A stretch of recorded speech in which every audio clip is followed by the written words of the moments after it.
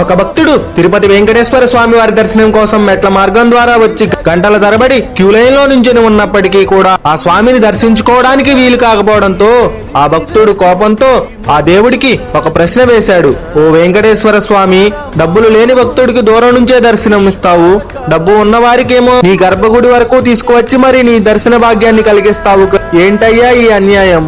ఇదేమైనా భావ్యంగా ఉందా అని అడుగుతాడు. అప్పుడు ఒక్కసారిగా చీకటి అలుముకొని వెంకటేశ్వర స్వామి గుడి లోపల నుంచి గట్టిగా నవ్వి ఇలా సమాధానం చెబుతాడు. తల్లిని మించిన దైవం లేదని అన్నాను, మీరు ఆమెను పూజిస్తున్నారా? తండ్రి మాటను మించిన వేదం లేదని అన్నాను, మీరు ఆ తండ్రి మాటకు గౌరవం ఇస్తున్నారా? గురువు దైవంతో సమానం అన్నాను, ఆ మాటను మీరు వినిపించుకున్నారా? గలడందు సందేహం వద్దు అన్నాను, నువ్వు ఎక్కడ వెతికితే అక్కడ అంతా నేనే ఉన్నాను అన్నాను, మీరు ఆ మాటను నమ్మారా? కష్టాల్లో ఉన్న వారికి సాయం చేయండి, అది నాకు చేసినట్లే అని అన్నాను, మీరు చేస్తున్నారా?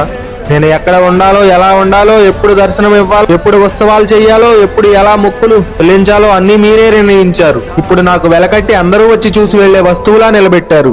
అన్నీ మీరే చేసి మళ్ళీ నేను చేశానని నిందించడం న్యాయమా అని ఆ స్వామి భక్తుణ్ణి అడ్డుపెట్టి మనందరినీ అడుగుతున్నాడు. మరి మీ సమాధానం ఏమిటో మీరే స్వామికి చెప్పండి కామెంట్ రూపంలో.